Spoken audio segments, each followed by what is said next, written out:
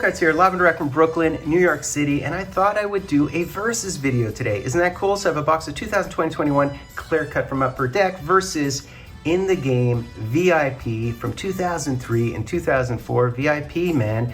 We said Muhammad Ali. Very cool. You know, I've actually never seen a tin of VIP opened online ever, so it's going to be interesting. I also did a devoted video to what is within Clear Cut. It's a preview video, so I don't really have to describe much of it. You've probably seen a bunch of breaks. Also, shout out to Imperial Gardens that reached out to me about shilling on eBay and practices. I basically said people are better off for group breaks going to known quantities that are web-based, that include taxes and include shipping, particularly if they're in Canadian prices, given the dollar.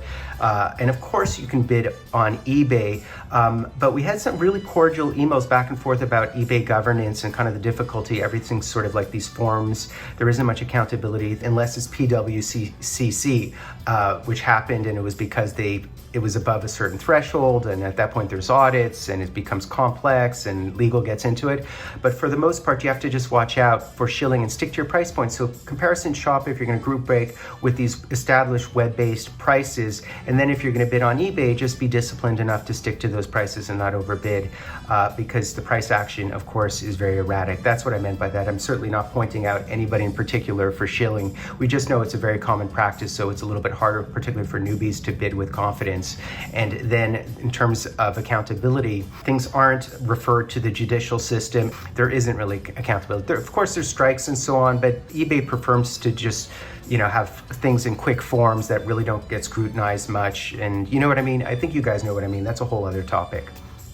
So really quickly, guys, Clear Cut, one hard signed auto per box. Of course, it would be in a one touch. Base autos are 30 cards, legends are 10 cards, and the rookie autos are 38 cards, so 78 cards. And then you have all kinds of parallels. Within a box break, we would expect that one hard signed auto in that case. And in terms of what they can be, in terms of subsets, there's a 2003-2004 Exquisite Collection autos, the Canvas Rookie Debut autos, the Champs autos, the Hall of Fame Showcase autos, NHL Memoirs, Twisted Tinsel, which are new, kind of cool looking cards, the 1920 Upper Deck Clear Cut updates. There's a big update list, including Shesterkin, and the Rookie Tribute autos, okay? But of course, they all have different groupings, etc. And on the right configuration, I don't know how many cards per pack. One pack per tin and 6,000 tins in existence, base set 1 through 149, and there is a Marc-Andre Fleury base number to 580 card. Within a box break, we should receive a mem. No guaranteed autos. I know there's these jumbo collages numbered to 6,000 or jumbo collage autos numbered to 50. But if those are numbered to 50 and the normal ones are numbered to 6,000, then you quickly realize that's less than 1% to hit the auto collage. So expect some game used jersey or something within there. I know the game used jersey autos include Mario and Joe Sakic and Peter Forsberg and Dominic Hasek and Bobby Hull and Brodeur and guys like that. And I do know that on the right, there is this rare vintage mem set with low numbered cards to 10 or 20, including Vezina and Hainsworth and Joliet and Howie Morenz and Jack Plante and Sawchuck and people like that. Okay, so let's do it, guys. Let us do it. I know that was a long spiel, but let's get into it. I'll do the Clear Cut on the left first. You know, as I said the other day, it's very binary meaning, you know, people say hit and miss. It's not really that. It's just that, you know, you just have no control. It's like being blindfolded, sticking your finger on a menu and hoping it's the thing you'd like to eat, right? Fortunately for me, I would like Goalie Mojo, and I do get nervous when opening up these products just because of how nerve-wracking it is, because either you hit something great or you hit something terrible, and it's really, you know, that's how that works, guys. That's how that works. So let us see if, and I'm using a Paul Coffey here to disassemble it, to hide it. All right, put it on there, and this is it, guys. I did not see it. I wouldn't mind. I don't know if it's a Clear Cut. I have no idea what it is. It might be a Memoirs is looking from the side. I don't know. The ideal thing is the Tribute autos, the Tribute rookie autos like the Young Guns and the Black Diamonds and so on. That is the ideal card, but those are only 6% opportunities. So let us see, guys. Let us see what it is. And, ooh, Ultimate rookies. These are really cool. These are really cool. Can we hit a good rookie is the question. What is this, man? Who is this? Oh, it's a Vegas Golden Knight. That's probably not a good thing, I'm thinking. But these are, if it's the, oh, it's Alex Tuck. Ooh, look at this. This is really nice. This is really, really beautiful. Not bad at all, guys. Not bad at all. That is a pretty one. An Ultimate Rookies of Alex Tuck. So this has to be, so it's a 2020-21 Clear Cut Hockey. It's definitely a rookie tribute, guys. Definitely a rookie tribute. I think it's a 2017-18 one. Definitely a rookie tribute. Definitely a rookie tribute. Very cool, guys. Really, really cool. That's nice. That's nice. But it's a Group D, right? So it's 1 in 3, so it's 3% chance. So it is kind of a case sense because it is one of the tribute rookies. Very cool. All right. All right. That's solid, guys, because as I said, the tributes are 6% odds, and that particular one is Group D, unfortunately, but still 3% odds. So I didn't hit the jackpot, but I did okay. All right. I'm happy with that. That is solid. And it's not a team I would take in a group break, and it's funny because now, of course, he's on Buffalo. Very happy. I'm a big fan of his. He's a big 6'4" right winger. He was the 18th pick overall in 2014.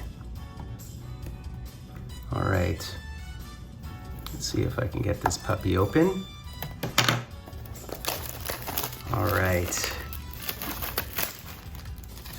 Okay, guys. Okay. So here is the VIP. I don't want to ruin the seal. Lucille. Nice looking little tin here. It's dented. It's actually used. I got it on eBay, as you can imagine. And so let us see what's in here. I have no idea. I think there's a pack in here. All right. So I don't think I hit an auto collage, of course. I do have another one of these to open, by the way. And how many cards? Is it just one card? Is it just one card in here? What the hell? Oh, there's the goalie mojo. There's the goalie mojo. Isn't that funny? So there is the goalie mojo, and I actually hit, so we're guaranteed 1 man per tin, and I hit the VIP devoted Ed Belfour Leafs card. This is certainly a solid one, nothing to shake a stick at, and this would be, down here would be our collage. And it should, I mean, I can get it out, but I think I might destroy it if I take it out. So let's take a quick peek at it.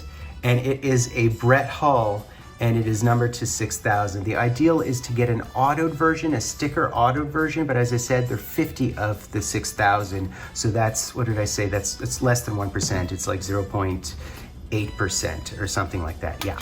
All right, so decent stuff, guys. Decent stuff. And what I thought I'd do is I show some winnings from a recent break of stature. So I got in some stature breaks. So yeah, I did enter a stature team break, and I chose a couple of teams, and it cost certainly less than a box of stature, which was the idea. It cost like 120 bucks or something to that effect. Certainly less than it cost for me to buy a box of stature here. And I'm gonna go through the cards that I hit by choosing a couple of teams. I chose Calgary, which was very cheap. I chose San Jose, which was very cheap. The Montreal Canadiens were somewhat affordable, so I chose them too. It's funny, these aren't even in penny sleeves, but they're beautiful stature cards. I love stature. So we have this Keith Tkachuk.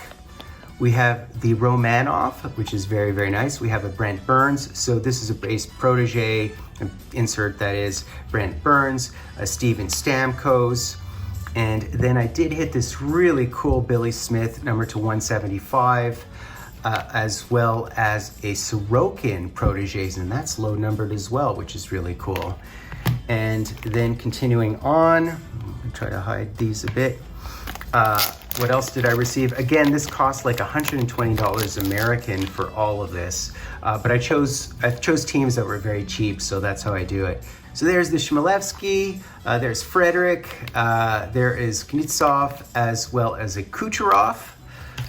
And continuing on, and the hit of the box actually was this one here. I actually was lucky enough to hit the Matthew Tkachuk, who was the only Calgary worth hitting in most of these products, as well as a Hillis, Cameron Hillis, number to 20, that's a Hab. So choosing the Habs really worked out because I hit a Romanov and I hit a Cameron Hillis.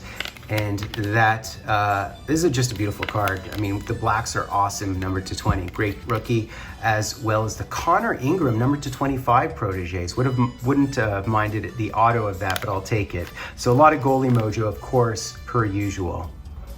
So that's basically it, guys. Please be sure to sub, like, hashtag try, and do me the honor of subbing and ringing the bell.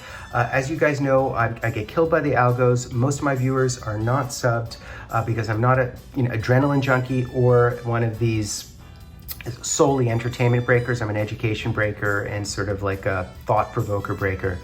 So I love you guys. Please be sure to sub, like, hashtag drive, and Fultoncards live and direct from a place called Brooklyn, New York City. Just move on up. For peace you'll find into the steeple of beautiful people where there's only one kind. So hush not, child.